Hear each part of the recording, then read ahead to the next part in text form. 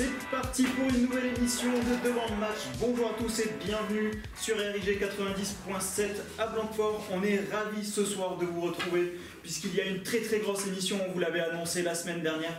Il y a du très lourd autour de la table, comme tous les soirs, hein, j'ai envie de dire. Vous êtes habitués sur Devant le match.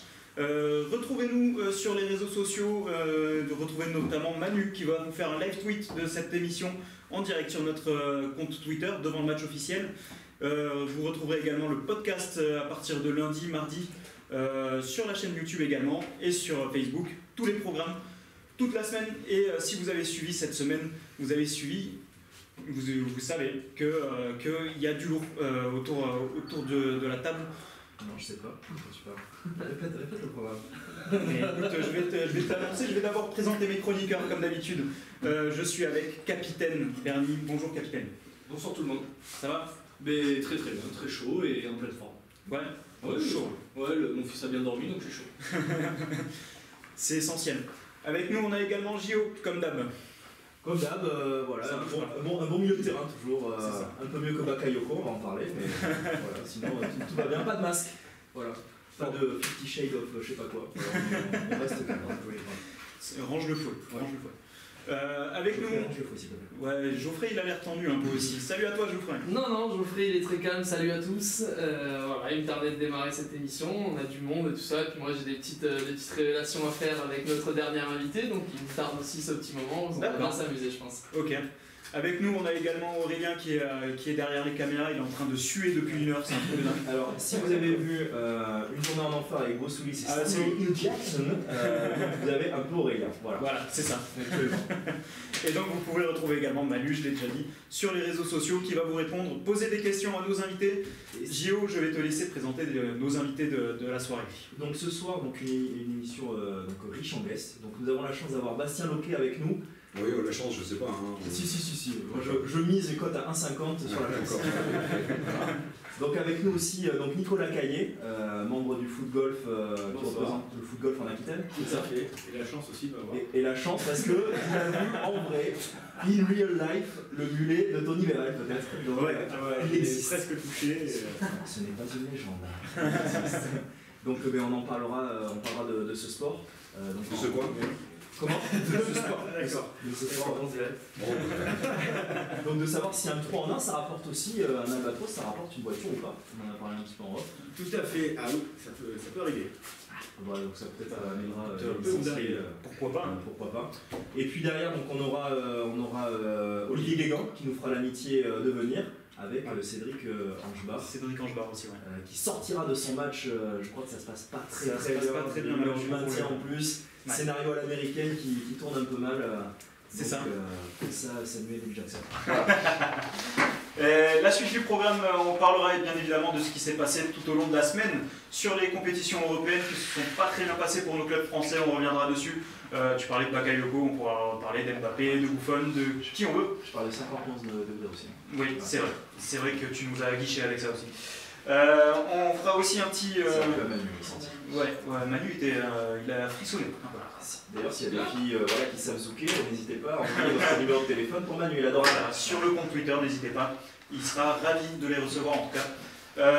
Aussi, rendez-vous à 21h, le début du match des Girondins qu'on fera un petit peu en fil rouge. On vous donnera un petit peu le score au fur et à mesure. On vous dira si la board a striké ou si Galtier est viré officiellement. Si Henri CV joue au football. Ouais, voilà, ce genre de choses. Hein. Voilà, on en parlera. En tout cas, grosse émission, on est avec vous jusqu'à 22h, voire plus. Apparemment, JO a même des projets pour nous après l'émission. Donc, ouais, le gars qui nous le c'est sympa. C'est sympa, très bien. Dernier prêt apparemment. Bon, on va attaquer tout de suite le programme et on va découvrir plus en profondeur nos invités. Hein, donc, on va commencer donc avec Nicolas qui représente le foot golf qui est avec nous ce soir. Alors Nicolas, pour les gens qui nous écoutent, qu'est-ce que le foot golf? Alors le foot golf, c'est le mélange des deux sports, comme ça s'entend. Donc le football et le golf, ça se passe sur les parcours de golf, les mêmes que les golfeurs. Avec les règles du golf, les mêmes principes, sauf qu'on joue avec un ballon de football et dans le même but que de mettre le ballon dans le trou en moins de coups possible. Donc voilà, c'est c'est vraiment beaucoup plus proche du golf, mais beaucoup plus accessible parce que c'est avec un ballon de football et ça se joue au pied. Et c'est surtout un petit peu plus convivial que le golf, puisque voilà, on a besoin de moins de technique pour pouvoir y jouer. Et donc le football reprend un peu le dessus là-dessus. On peut faire des pointus sans être ridicule. Oui, il faut arriver à le maîtriser quand même, mais il y a de l'espace effectivement sur le parcours, donc on peut tenter les pointus, et les panenkas, les talonnades, tout ça, mais voilà, ça permet justement de passer un bon moment, et puis le football prend un peu le pas là-dessus, donc on se change assez vite. Quel est l'ancien footballeur professionnel qui en avait assez de courir sur... Ah, ça c'est s'est une dit, question. et je me suis dit, est-ce que je pourrais pas trouver un truc pour continuer à jouer au foot en courant moins? Et ça vient de nous. C'est vrai que c'est un écho, je vois que ça.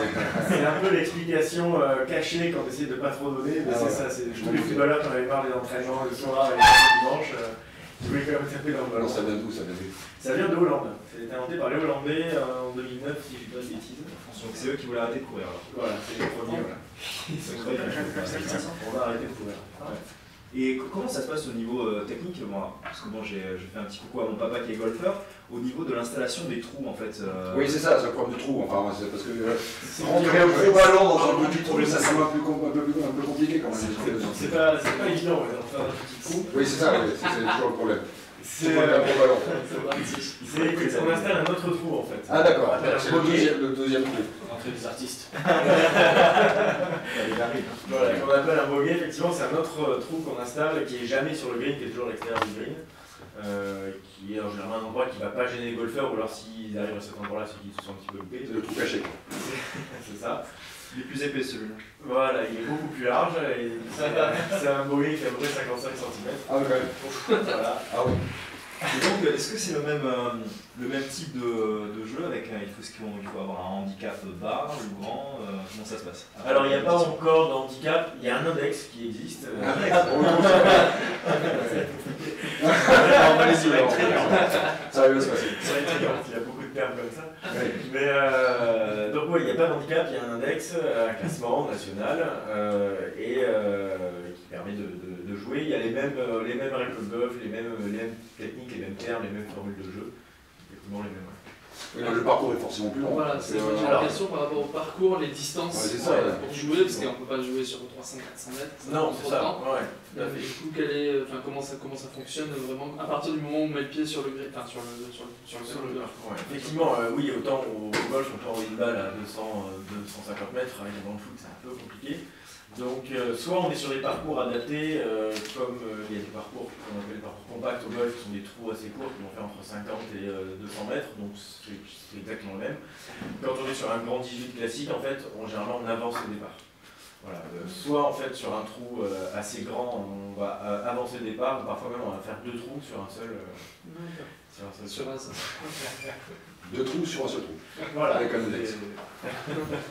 Alors, parlons de ce classement. Qui est le premier du classement alors en Aquitaine aujourd'hui? En Aquitaine, alors aujourd'hui il n'existe qu'un classement national et mondial aussi. Voilà, le premier enfant. Non, en fait, il y a très peu d'anciens joueurs qui jouent vraiment régulièrement, qui ont un classement. On a pas mal de guests qui viennent sur des compétitions. Donc non, c'est des joueurs qui viennent généralement du monde du foot, qui ont joué en district ou en ligue. Ils n'ont pas percé. Non, Ça, c'est c'est pas. Qui jouent régulièrement.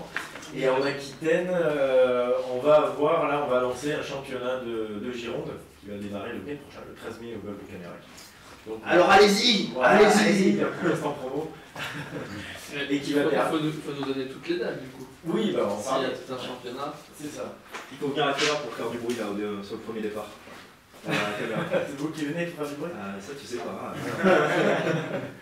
Alors oui, on lance ce qu'on appelle le Gironde Foot Golf Tour, qui est au-delà vraiment d'un championnat, c'est plus une tournée de foot golf qui va se passer sur les trois golfs qu'on a dans la région autour de Bordeaux, qui sont le golf de Camérac, le golf du Cap Ferré, le golf de Margaux. Donc qui commence le 13 mai à Camérac, golf de Camérac, avec une compétition individuelle le matin, une compétition en équipe l'après-midi. La deuxième étape, c'est le 1er juillet au Cap Ferré, Là, ça va être un petit peu différent. Ça va être 8 revins blancs, là, tournoi. On n'est pas loin de ça, parce qu'en fait, c'est un parcours qui est éclairé la nuit, donc on va en profiter un peu. Dire que la partie individuelle, le café le matin, va être en fin d'après-midi, et la partie en équipe va être en début de soirée, vers 21h, 23h. Ça sent le partenariat avec le Sidefish, ça. Et voilà, il y aura, je pense, une bonne ambiance, et ça sera plutôt convivial au Café Ré, et c'est là où il y aura une voiture à gagner. Ah, voilà, on y arrive, on y est, ça y est. Ça nous intéresse pas là. La voiture, chérie, prends la voiture. Avec notre partenaire Renault Lateste qui met en jeu une Mégane sur un trou en main. Donc le joueur qui mettra le ballon en un coup dans le trou repartira avec la voiture. Et ben, on dit bonjour voilà, au directeur de la concession. Voilà. On salue Albert, peut-être il s'appelle. Voilà. Bonjour Albert. Je ne veux pas casser l'ambiance, mais j'ai une question plus sérieuse. Oui. Pardon? Le football fait très sérieux. Ah ouais, vous avez parlé de convivialité, etc. Oui. On n'est quand même pas sur les terrains de golf classiques, un peu. Bon, enfin. On va sortir un peu des images d'Épinal, mais enfin le golf c'est un peu coincé quand même.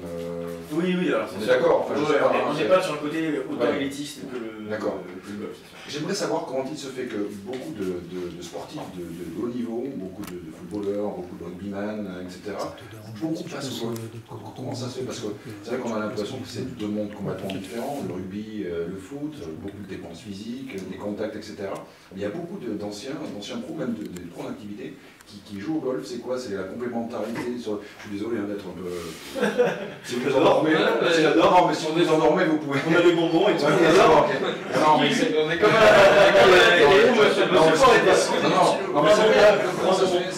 c'est quoi pour la stabilité du mental? C'est quoi Je pense que déjà, c'est parce qu'ils ont le temps de pratiquer le golf. Non, ça c'est la question, il s'est dit, il m'a niqué. Là, c'est la page de la concession. C'est quoi, il est aussi rouge que ça? Je pense qu'il y a le côté accessible au niveau des compétitions. Il y a une vraie partie mentale au golf qui, je pense, leur rappelle certainement un peu Donc le golf, c'est bien le sport, on est d'accord. Ah, complètement. C'est usant le golf, c'est crevant. Faire 18 trous en 4 heures, c'est très long ça.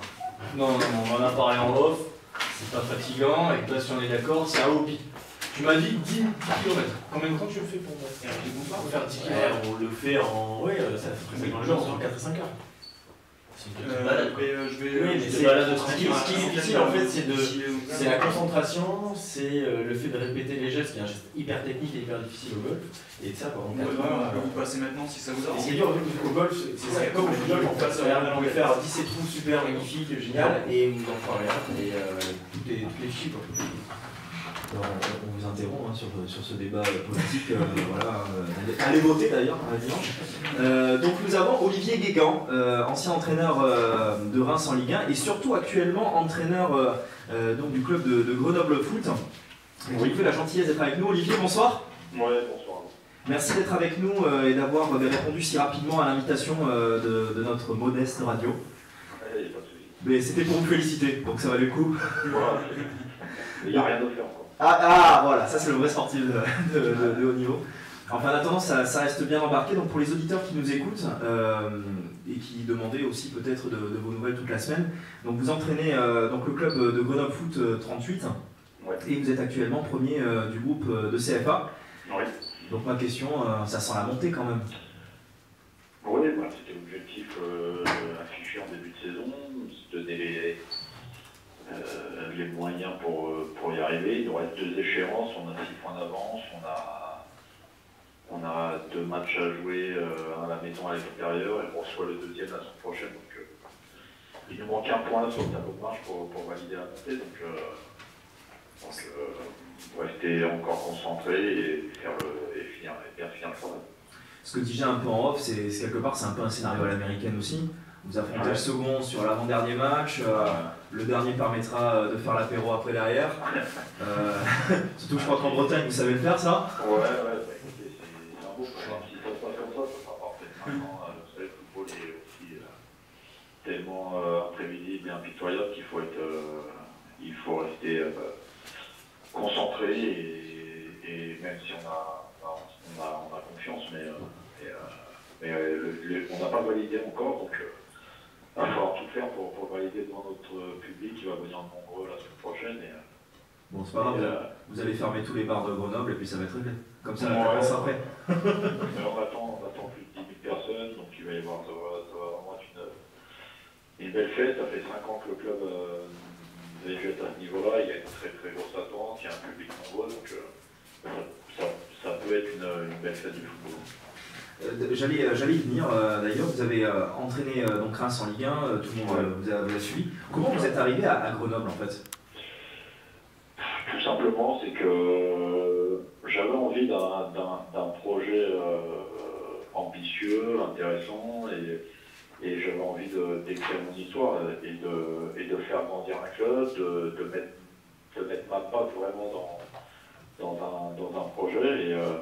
Et c'est vrai qu'à la sortie de Reims, j'aurais pu patienter et attendre une opportunité pour entraîner à un niveau au-dessus. Mais le projet de Grenoble s'est présenté. Il ressemble un peu au projet de Strasbourg il n'y a pas si longtemps. Il y a des vraies structures, il y a un vrai stade de foot de 20 000 places, il y a une très très grosse attente, il y a un potentiel public, il y a un potentiel financier aussi. Donc j'ai pas longtemps réfléchi pour adhérer au projet du président et c'est vrai qu'avoir vraiment la main sur ce projet a été aussi primordial pour moi. Justement, excuse-moi, j'avais une question à ce niveau-là. Comment C'est Geoffrey Olivier qui parle. Bonjour. Justement, comment on prépare ces joueurs quand vous êtes un entraîneur qui donc avait évolué dans le monde professionnel? Comment on prépare ces joueurs qui sont pour la plupart tous amateurs ou qui peut-être pas tous, n'ont pas tous été, mais comment on les prépare en se disant que voilà, il faut pas faire d'erreurs, faut pas faire de bêtises pendant ces 2 derniers matchs, qu'il y a un point à prendre? Comment ça se passe pendant les semaines? Écoutez, on a une semaine un peu particulière parce qu'on n'a pas de compétition ce week-end, donc il a fallu malgré tout combattre un peu le relâchement. Mais je sais que dès lundi, la compétition va arriver. Il va falloir aussi rassurer, tempérer pour être sûr de notre force. Alors, on a l'avantage d'avoir 6 points d'avance, donc ça, bien sûr qu'on ne sera pas dans la gestion, mais on a quand même un gros avantage sur le Puy qui va venir chez nous, qui va jouer son va-tout, donc forcément ça va être un match engagé, mais il y aura aussi beaucoup d'espace, beaucoup de prise de risque de chez eux, je suppose.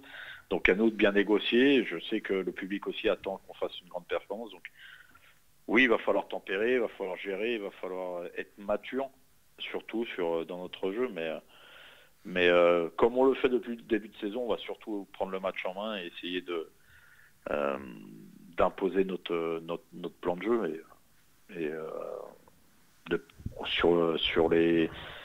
Sur le début du championnat, là on est sur 15 matchs d'affilée, on a fait 13 victoires de nul, on est vraiment sur une très très bonne dynamique, on est sûr de nous, donc voilà, rester mobilisé et concentré, c'est le maître mot.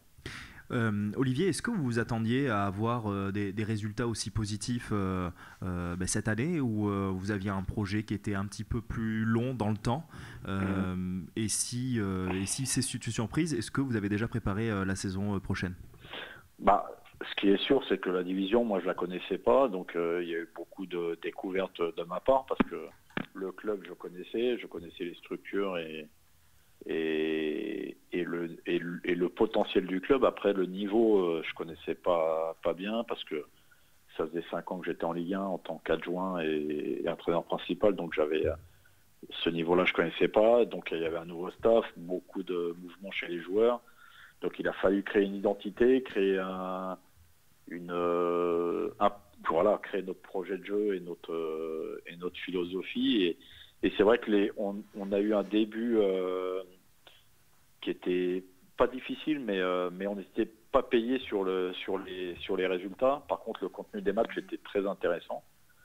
Et sur cette deuxième partie, sur cette poule retour, le contenu est toujours resté très intéressant, mais on a validé par des résultats. Et c'est vrai que les joueurs sont en progrès, sont à l'écoute, ça adhère. Il y a de la qualité aussi, parce qu'il y a vraiment des bons joueurs à ce niveau-là.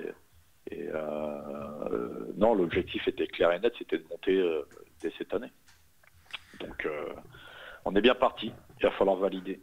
Alors, Olivier, vous étiez sur le terrain, vous étiez ce qu'on appelle un travailleur de l'ombre un petit peu. Ouais. D'ailleurs, nous, on trouve autour de l'équipe que votre profil manque un petit peu dans pas mal d'équipes professionnelles aujourd'hui. Ouais. Qu'est-ce que vous pensez des nouvelles générations qui arrivent, ultra connectées on parle souvent du casque sur les oreilles. Est-ce que c'est une image ou au contraire vous trouvez... Non, mais tout, la société évolue et c'est voilà, c'est des générations aussi qui sont dans voilà, qui sont connectées, qui sont pas dans l'éphémère, mais qui passent vite. Je parle du sportif qui passe vite et qui digère vite les résultats, c'est-à-dire victoire ou défaite et c'est vrai que nous, un peu dans l'ancienne génération, on était beaucoup plus affectés par soit un mauvais résultat, soit par une victoire. Mais voilà, faut vivre avec son temps. Moi, je pense qu'il n'y a pas de différence à faire ou de comparaison à faire. Il faut surtout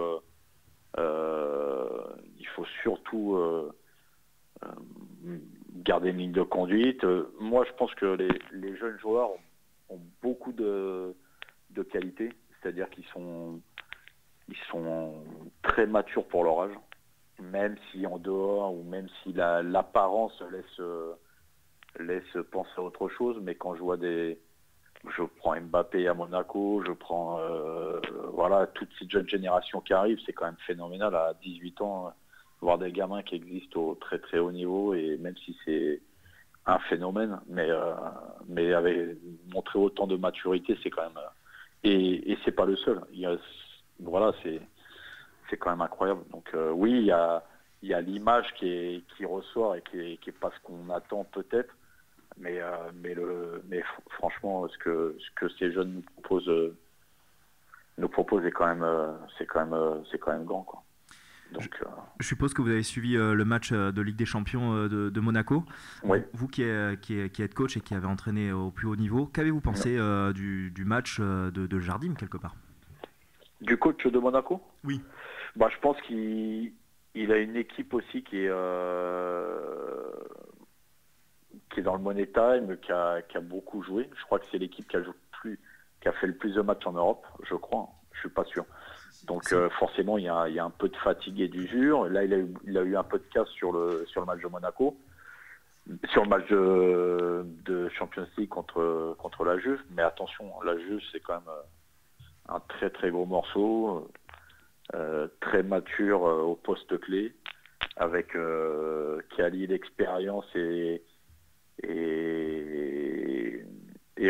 le talent ou un peu l'insouciance à d'autres postes. Je pense à Dani Alves, qui est un Brésilien, mais la charnière est une vraie charnière italienne à l'ancienne, avec un vrai gardien, avec voilà, et c'était quand même une grosse écurie qu'on avait en face. Donc ce que propose Monaco et Jardim cette année est quand même exceptionnel. Donc moi je me régale quand je les vois jouer. C'est vrai que le match de la Juve nous laisse un peu des regrets, mais depuis le début de saison, c'est quand même extraordinaire. Cette équipe de Monaco, voilà, on parlait de sa possibilité à jouer les matchs, à enchaîner les matchs. Ouais. Est-ce que vous les voyez faire ce qu'on appelle, voilà, c'est le mot à la mode, une remontada pour le match retour à Turin, où ça semble définitivement perdu? Non, en football, rien n'est perdu. Maintenant, ça va être compliqué forcément quand on en prend 2 à la maison contre un club italien comme la Juve. C'est vrai que ça va pas être facile. Maintenant, Monaco a quand même un potentiel offensif incroyable. Mais bon, il va falloir mettre 3 buts. Et je vois pas la Juve en prendre 3 à la maison. Donc oui, ça va être compliqué. Mais bon, tout est possible en football. Mais c'est vrai que une équipe comme la Juve, je les vois pas passer au travers sur une demi-finale retour pour une place en finale de Champions League. Bon, on l'a bien compris. On a eu l'occasion de recevoir notamment un joueur, Seydou Bassouma, qui était super. Est-ce que pour l'année prochaine, on pourra avoir une petite exclue sur le mercato à venir, du côté de Grenoble? Déjà, la première des choses, c'est qu'on valide la montée. Après, si on l'a validé, bien sûr qu'on a anticipé, parce que si on ne l'avait pas fait, ça serait une faute professionnelle. Donc on travaille bien sûr sur le recrutement et sur l'effectif. Moi, j'ai un effectif conséquent. Ce qui est sûr, c'est qu'il y aura en gros 15 joueurs qui vont rester sur l'effectif que j'ai. Et moi, je veux un effectif de 20 joueurs plus 3 gardiens. Donc, il y aura 5 recrues, des recrues qui connaissent, si on est en national, qui connaissent forcément bien la division du national, voire de la Ligue 2. Mais on est très attractif en ce moment. Parce que je le vois au nombre d'appels que j'ai, que ce soit agent ou en entourage des joueurs et pas des moindres. Donc il y a des joueurs, ils pensent que c'est le bon wagon à prendre, qu'il y a une belle histoire à écrire avec Grenoble. Et quand je vois un club de CFA comme Grenoble, qu'il y a 15 jours, on joue à Annecy, on fait 6000 spectateurs. Et là, contre le Puy, dans 15 jours, on va faire, dans une semaine maintenant, on va faire quasiment 10 000. En CFA, c'est extraordinaire. Donc oui, on est attractif, on va avoir le choix. Donc il va pas falloir se tromper, mais oui, on va renforcer ce collectif. Là, je vous dis, là, on l'avait reçu, cet international guinéen, là, Sédou Bassouma, qui joue à Bratislava. Il empile les buts et les passes décisives. Allez, même juste pour le côté foot, allez voir sur YouTube, c'est extraordinaire. Je vais regarder parce que je connais pas. Franchement, en plus, c'est un ancien coach, un ancien Girondin, vu Komanovic, qui coach là-bas. Donc on s'est régalé à la voir à l'antenne. Je crois que Bernie, tu avais une question à poser à M. Guégan. Bonsoir Olivier. Bonsoir. Donc c'est Bernie. Donc j'ai 2 questions, dont une très sérieuse et une beaucoup moins. Donc vous êtes breton. Oui. Et du coup, est-ce qu'on vous a déjà fait en avant Guégan? Oui. Voilà. Ça, je rêvais de vous la poser depuis des années. J'ai joué 5 ans à Brest, alors Brest-Guingamp, c'est quand même le derby de la Bretagne et vraiment 2 opposés dans l'image et dans l'histoire. Donc oui, on me l'a fait plus d'une fois. J'en rêvais de vous la poser depuis Reims. Et non, l'autre question beaucoup plus sérieuse du coup. J'ai parcouru l'effectif de Grenoble. Ouais. Et j'ai vu qu'il y avait un Guégan dans l'effectif qui arrivait de Reims. Ouais. Donc je supposais que c'était votre fils. Il y a eu ce cas-là avec Puel et son fils à Nice. Ouais. Comment ça s'est passé, vous, du coup, à Grenoble, puisqu'il y a eu la jurisprudence avec Grégoire Puel qui s'est fait conspuer à Nice alors qu'il faisait quand même des matchs plutôt corrects côté droit. Et du coup, vous, comment ça se passe? Non, mais moi, c'est un jeune joueur qui sort du centre de formation. C'est vrai que qui sort du centre de formation de Reims et il continue à grandir. Maintenant, ce qui est sûr, c'est qu'à un moment ou à un autre, on va couper la relation parce que c'est très compliqué pour lui, notamment. Pas très compliqué, mais il y a toujours des raccourcis qui sont faits, donc c'est jamais évident. Mais bon, il est encore en phase de progression, ça travaille, c'est sérieux, ça progresse, c'est intéressant parce que c'est gaucher aussi. Donc oui, ça, je considère que, et je vais toujours considérer, ce sera toujours plus dur pour lui que pour les autres, mais c'est un joueur parmi l'effectif. Après, ce qui est sûr, c'est que sur du court terme, j'espère pour lui qu'il sera plus avec moi. Oui, parce que s'il y a la montée internationale, quelques matchs, ça risque de placer sous le signe du favoritisme. Après, par les médias, pas forcément par vous. C'est les raccourcis faciles, vous l'avez évoqué. Après, c'est à lui d'être bon, c'est surtout ça. Le reste, s'il est très moyen ou s'il est moyen plus, ça sera compliqué. S'il est très très bon, il n'y aura jamais de souci. On l'a vu avec Maldini à Milan, on l'a vu, enfin bon, c'est toute proportion gardée, mais il faut être au-dessus. Si t'es pas au-dessus, c'est compliqué. Après, ça peut être le Maldini de Grenoble. Non, mais c'est surtout qu'il a 19 ans, il est dans le travail et la découverte et la progression. Donc c'est surtout ça qui m'intéresse. Le reste, c'est pas le plus important.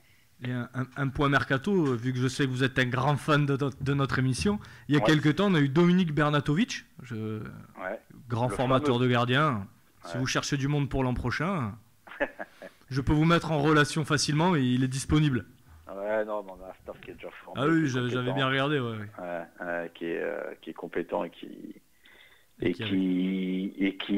représente aussi l'histoire du club. Donc, non, il n'y a pas de.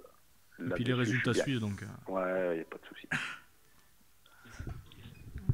Mais Olivier, On a Cédric Angebar justement qui va sûrement être libre la saison prochaine, puisque je crois que ça s'est pas très bien passé à Malte, qui nous appelle là et qu'on va juste recevoir là maintenant pour évoquer d'ailleurs ce match. En tout cas, nous on vous remercie beaucoup, Olivier, de nous avoir fait l'amitié de venir ce soir. Donc on vous souhaite le meilleur et on espère vous revoir très vite en national. Allez. Et merci. Bonne soirée, au revoir. bonne émission. Merci, au revoir. Très sympa cette interview avec Olivier Guégan qui nous a fait vraiment le plaisir. Toi, tu as réussi à placer ton Bernatovic quand même. Surtout mon en avant Guégan. Je le rêve depuis des années et vachement plus accessible que l'image qu'il donne de lui en conf de presse, de l'homme dur. Et... Non, plutôt bonne surprise. Sacré Olivier. Ouais. Donc on va enchaîner quasiment tout de suite avec Cédric Angebar qui nous avec qui Cédric nous Angebar qu'on vient de louper pour les auditeurs qu'on a loupé de pas grand chose. C'est la petite technique. Voilà, ça se met en place. Ça se met en place. C'est le direct. On n'a pas autant transpiré qu'Aurélien, mais on se met en place. Ça y est, Aurélien est en train de trouver les codes de la bombe. Ouais, ça va. Ça va se faire très tranquille. Ça va bien se passer.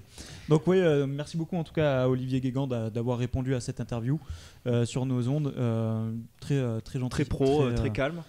Qu'est-ce que vous en avez pensé, Bastien, vous qui avez plus l'habitude que nous Non, c'est toujours très compliqué d'avoir un coach qui dise des choses intéressantes en fait.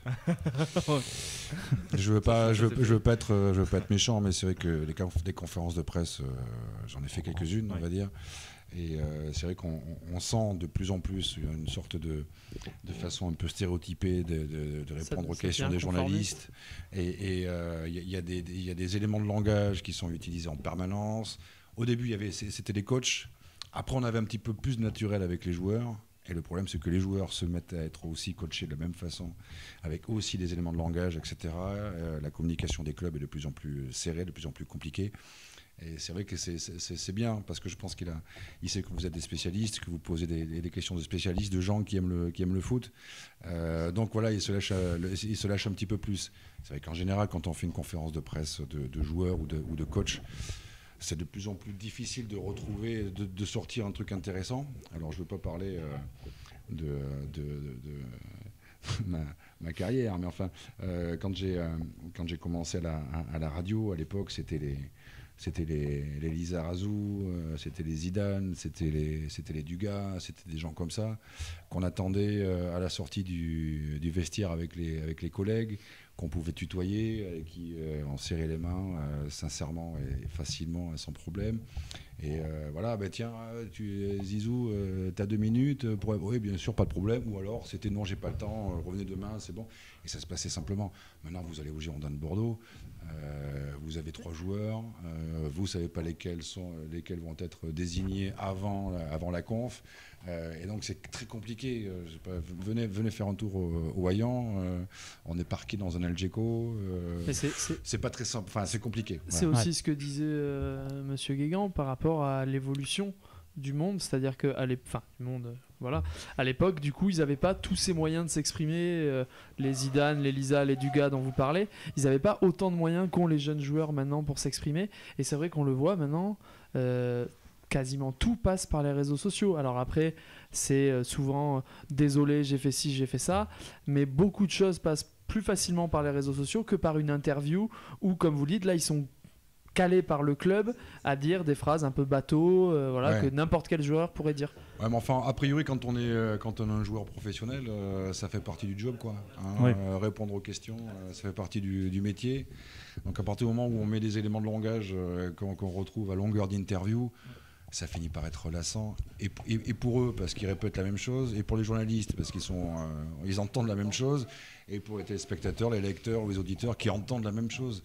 Donc on finit par avoir une sorte de logorée verbale qui n'a plus aucun sens, ou presque. Et sincèrement, c'est vrai que c'est pas forcément très intéressant de suivre une conférence de presse. On prend plus de plaisir. Non, aucun, parce qu'en plus il y a une espèce de barrière qui est faite. Alors ça c'est la communication qui prend le dessus, la communication des clubs. Il y a des enjeux économiques qui sont bien évidemment énormes, etc. Donc ils ne peuvent pas se permettre la moindre incartade. Donc on se retrouve avec une communication hyper serrée, et on n'a aucune relation avec les joueurs. Enfin, ça devient compliqué. Enfin, moi, encore une fois, voilà. Mais je crois que c'est ça, c'est une question d'enjeu qui a évolué, la communication a évolué, les enjeux des clubs ont évolué aussi.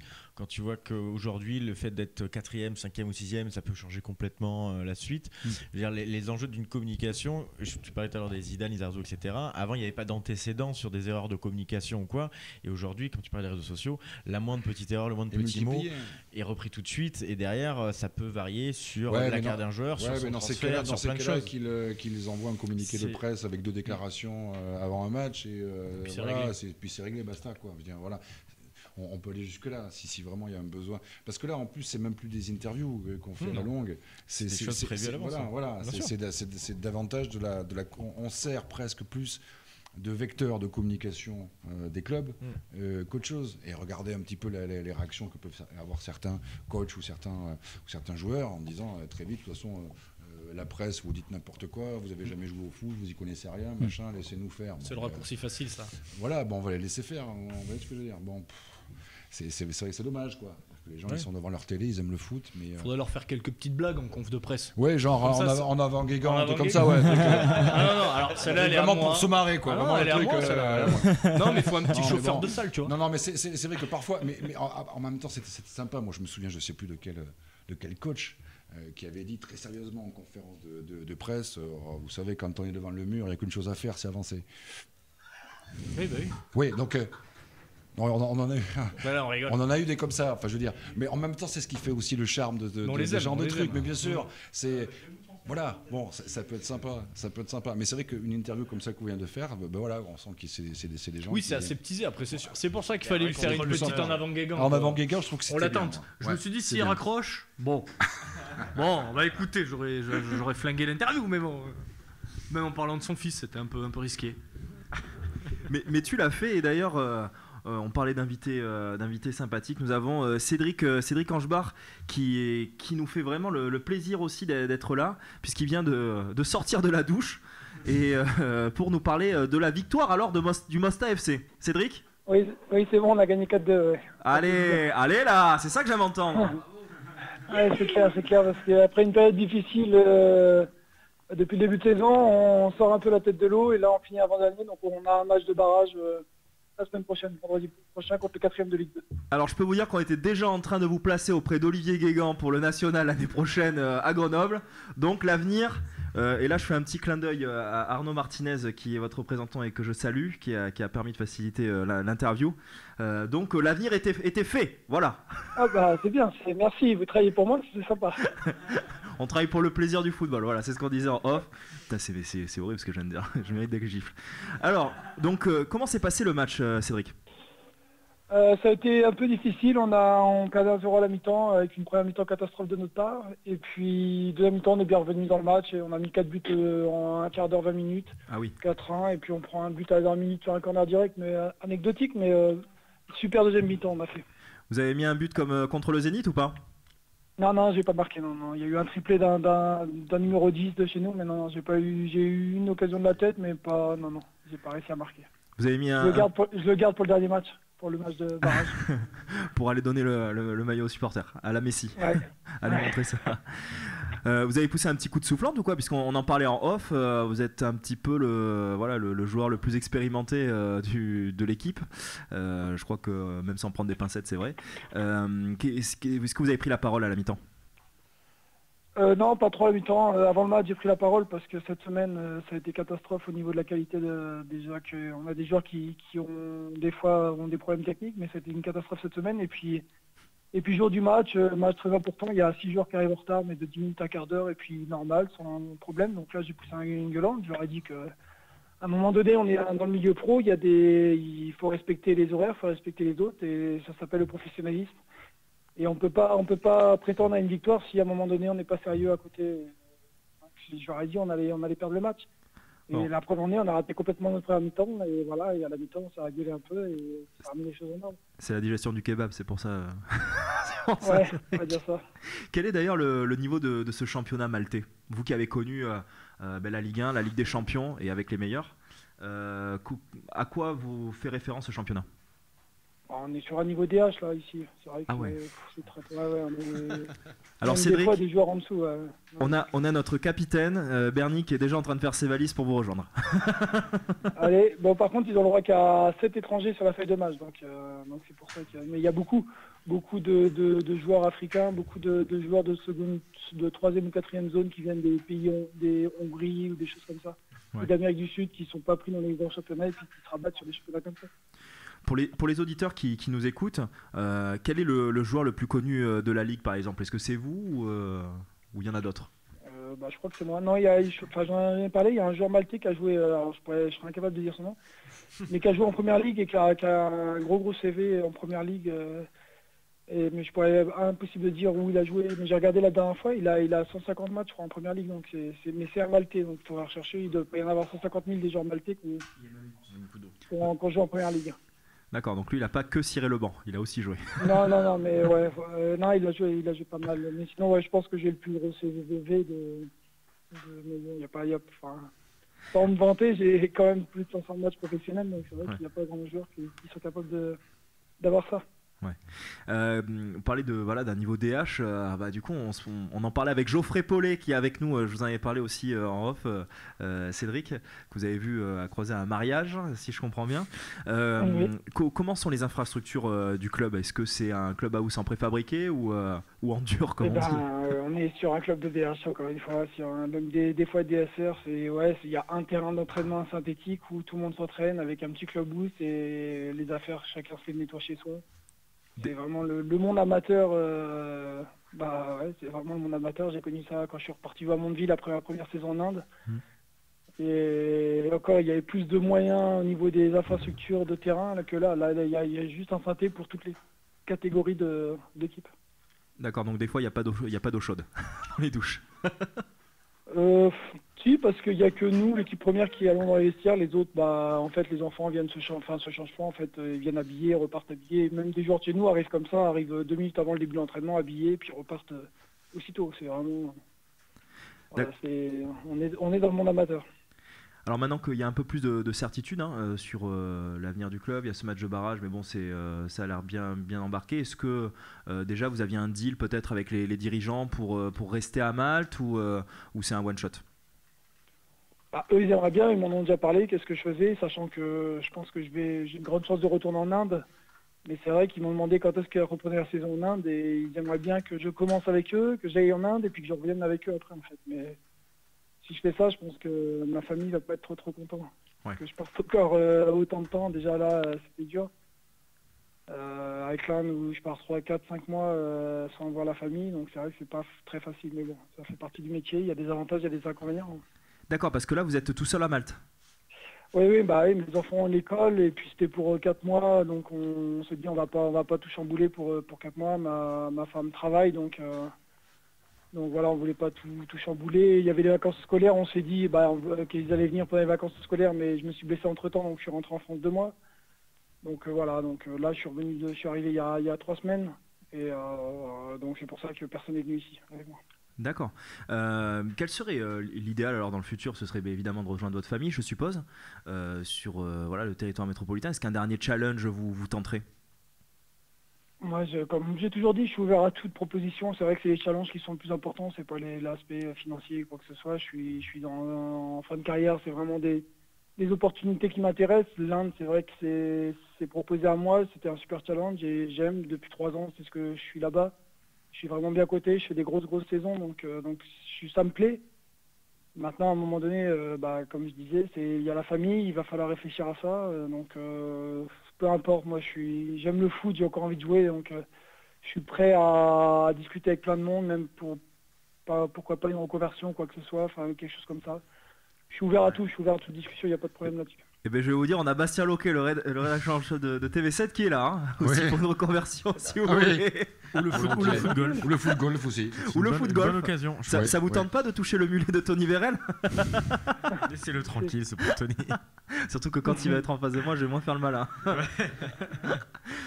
On a beaucoup parlé de vous en off, de votre carrière et de votre fidélité au club de Caen et de la GIA. Si je devais vous donner un choix, Cédric, entre Caen et Auxerre, qu'est-ce que vous retiendrez? Pardon, excusez-moi, j'ai pas entendu. Je fais une blague. Ça a coupé. Qu'est-ce que vous retiendrez entre Caen et la JOCR sur vos années passées là-bas? Bah, c'est des clubs où j'ai quasiment tout connu, les deux. Dans le championnat de France, voilà, Caen, c'est mon club de cœur. C'est là où je suis né dans la région caennaise. J'étais supporter quand j'étais petit. J'allais les voir quand ils étaient en Ligue 1 et j'ai fait 7 ou 8 ans là-bas. Donc, non, j'ai tout vécu. J'ai vécu 2 montées, j'ai vécu une descente, une Coupe de la Ligue. J'ai vraiment vécu beaucoup de choses. Et puis, Auxerre, j'ai connu le très haut niveau. J'ai fait la Ligue des Champions avec. Je pense que ces 2 clubs réunis, ma carrière était à son maximum et j'ai vécu tout avec ces 2 clubs. D'ailleurs, vous me tendez la perche avec cette Ligue des Champions. Pour les auditeurs qui nous suivent, vous êtes tombé, pour rappel, dans une poule de la mort. Il y avait le Milan AC, l'Ajax et le Real Madrid, je crois. Quel est le joueur qui vous a...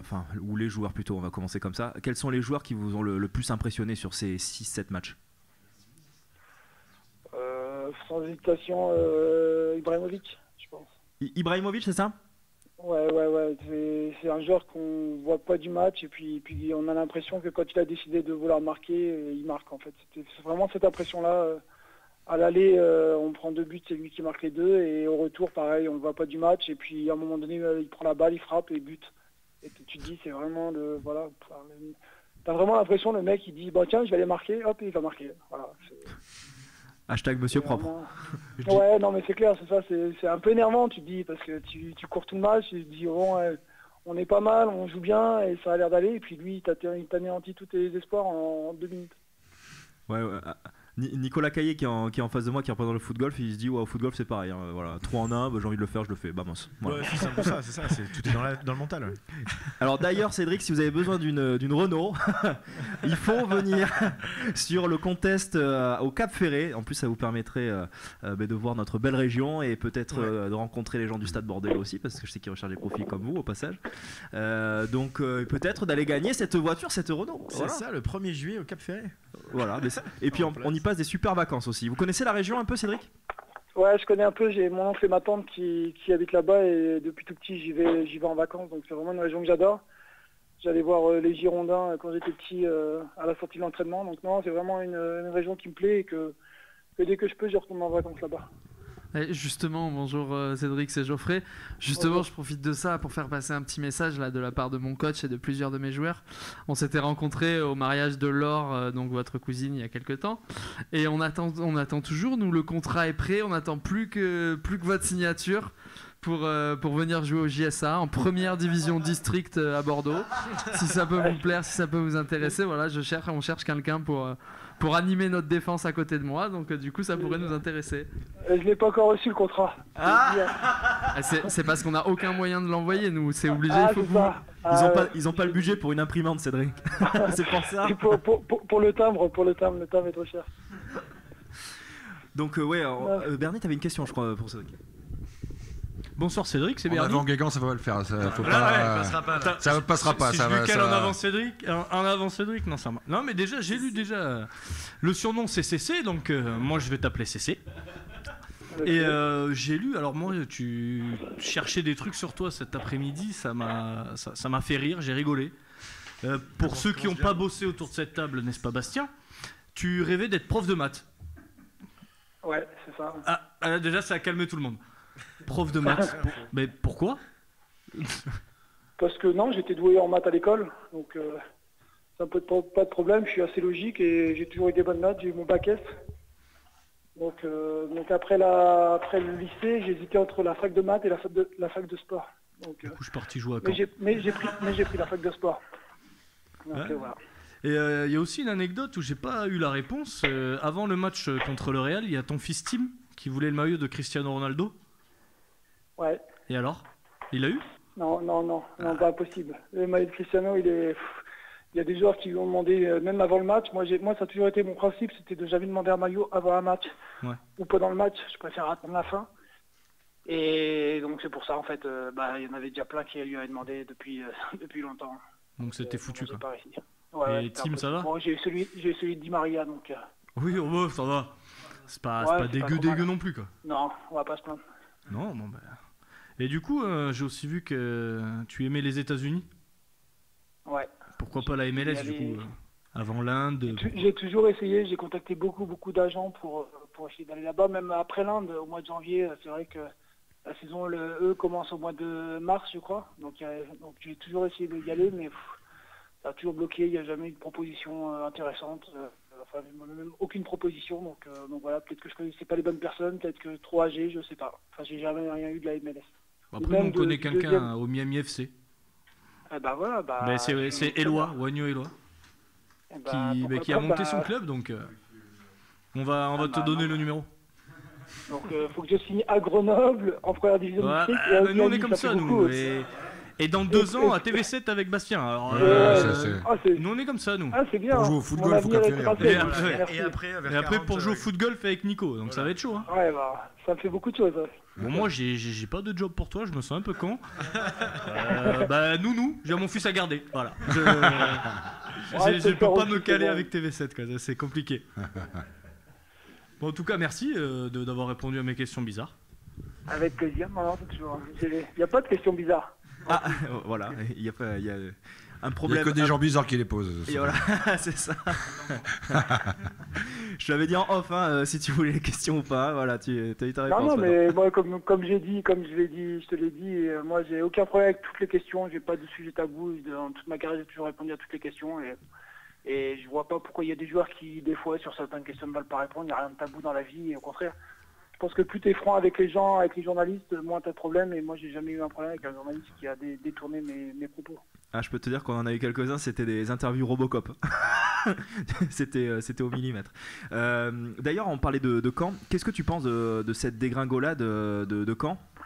Puisqu'il y a quelques temps, il y a eu un souffle nouveau. Notamment, il y avait N'Golo Kanté aussi au milieu de terrain. Mais là, aujourd'hui, ça va quand même beaucoup plus mal.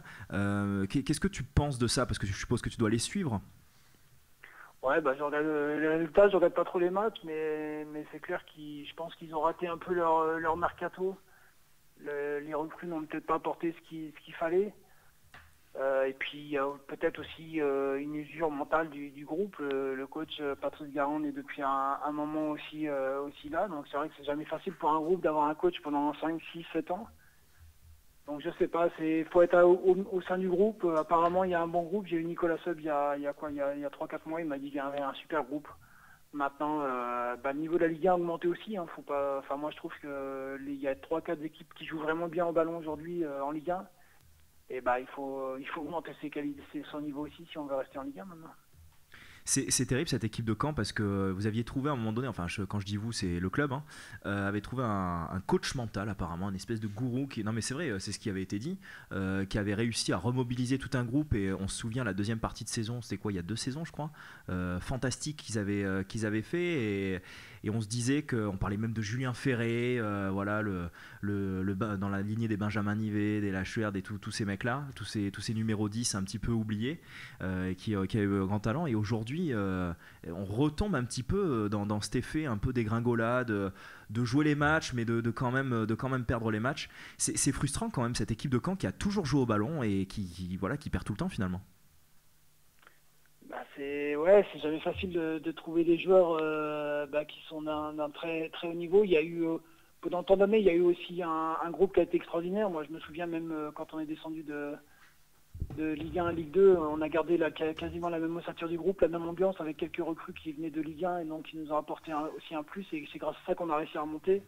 Et c'est grâce à ça que les joueurs qui sont arrivés étaient dans le même état d'esprit. Donc moi j'ai passé à Caen, j'ai des amis partout, j'ai passé des super années et je pense que c'est ça qui nous a permis de jouer au foot. Et puis on avait Franck Dumas qui nous favorisait aussi dans le jeu au ballon. Il voulait que repartir de derrière et donc c'était assez agréable.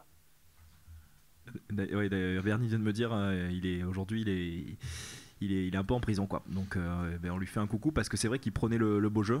Et je pense que ça devait pas être simple au niveau de ses dirigeants de justifier cette stratégie sportive parce que ça a été des saisons où ça faisait le yo-yo alors que ça proposait du beau jeu un petit peu à l'image des équipes comme Lorient. Est-ce que toi, d'ailleurs, il y a une équipe comme Lorient, ça t'aurait plu à l'époque? Lorient, ouais. C'est une équipe qui joue au ballon, donc c'est vrai que c'est agréable, surtout pour des latéraux. C'est vrai qu'il y a beaucoup de jeux offensifs. C'est vraiment une équipe qui aurait pu me plaire, mais bon, il y a plein d'équipes qui auraient pu me plaire dans le championnat de France. Maintenant, voilà, ça fait partie du foot. Le problème aujourd'hui, c'est qu'il y a un objectif de résultat. Il y a des coachs qui ont une pression et qui ne peuvent quasiment plus développer leur football. C'est pour ça qu'aujourd'hui, je suis content quand je vois Nice aujourd'hui qui développe un super football et qui est en haut du classement. Quand je vois donc Monaco, pareil, qui pratique du beau football et qui est en haut. Donc c'est agréable de voir que le travail de qualité paye. C'est surtout ça. Cédric, j'ai une question aussi. Au moment de ton départ de Caen, donc où tu pars de ton club de cœur, tu pars à Auxerre, est-ce qu'il y a d'autres clubs qui discutent avec toi? Est-ce que tu discutes avec d'autres clubs? Ou c'est Auxerre, dans ta tête, tu as envie d'aller là-bas, je sais que tu avais envie de changer d'air. Est-ce qu'il n'y a que Auxerre qui se manifeste? Ou c'est la bonne entente avec le staff, les dirigeants? Comment ça se passe à ce moment-là? En fait, il me restait 1 an à Caen. Je m'étais mis d'accord avec Franck Dumas et puis les dirigeants de Caen pour pouvoir partir. Et oui, il y a eu Auxerre qui s'est manifesté et il y a eu que j'ai eu. Et c'est vrai que c'était intéressant, le projet était intéressant. Et puis aussi la façon du club. C'est vrai que j'ai toujours été dans un club familial à Caen et retrouver ça à Auxerre, ça me plaisait. Et j'avais l'impression peut-être de passer un cap et mon choix a été efficace.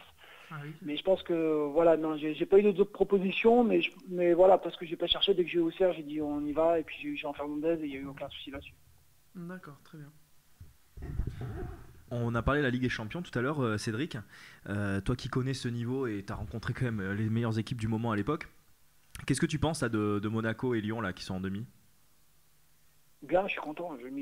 Tiens, sur Twitter, j'ai mis quelques. C'est rare que je mets des tweets, mais j'étais vraiment heureux. Monaco m'a régalé même en championnat, m'a régalé cette saison. Je suis pas fan de Monaco, j'ai pas d'équipe en particulier, mais c'est vrai que le jeu qu'ils ont proposé, c'était un jeu ouvert, c'était du pressing, c'était de l'attaque à tout va, et voilà, moi j'aime bien ce football-là. Lyon, pareil, en Europa League, a fait tout pour aller le plus loin possible, ce qui est agréable, parce que des fois, il y a des équipes qui s'en foutent complètement de l'Europa League, et je trouve ça normal. Tu mets toute une saison pour te qualifier en Europa League, et puis tu laisses les premiers matchs, chose que je ne comprends pas du tout. Donc non, je suis super content qu'il y ait 2 équipes qui aillent au moins en demi-finale. Après, bon, il y a une marche supplémentaire à la demi-finale, mais voilà, au moins ils ont tout donné, ils ont tout essayé, et il y a une fierté d'être français quand on voit ces 2 équipes-là. Ton pronostic peut-être pour ces 2 matchs retour, Juventus, Monaco et Lyon-Ajax? Je pense que Monaco, ça va être très compliqué de marquer encore un but. Ils ont pris que 2 buts, je crois, la Juve dans toute cette Champions League. Donc, non, mais je pense que la Juve va peut-être gagner 1-0 ou 2-0. Voilà. Et puis Lyon, il peut y avoir du but, il peut y avoir des surprises. Ça peut finir en 2-2 ou en 3-3. De toute façon, il va falloir qu'ils ouvrent le jeu et puis qu'ils tentent le tout, quitte à prendre des buts. Mais ouais, 1-2-2, voilà. Je vois un match nul. Bon bah écoute, voilà, on a nos réponses. Donc si vous voulez faire un côté match, les gars, c'est voilà. Ouais, je suis pas bon en général. Hein. Bon bah écoute, en attendant Cédric, on te remercie, on te félicite pour cette belle performance à Malte. Et puis on va t'envoyer les numéros, parce qu'au Stade Bordelais, moi j'aimerais bien te voir aussi. Comment? Ah oui, contre un maillot. Ah voilà. Si jamais ça se fait, on voudra un maillot, dédicacé. Pas de problème. Par contre, ça sera pas un maillot de Malte parce qu'on a qu'un jeu pour toute la saison. Au JSA CPA, c'est exactement pareil en district à Bordeaux, t'inquiète pas. Bon, on va demander à Chris qu'il fasse les maillots. En début d'interview. Bon, mais c'est noté, on va t'envoyer, je vais t'envoyer tout ça, c'est moi qui ai ton numéro. Donc je vais t'envoyer tout ça et puis peut-être que ça t'aidera pour la saison prochaine. Voilà. Ok, merci. Ciao Cédric, au revoir et bonne soirée. Merci beaucoup, bonne soirée. Au revoir. Merci à vous.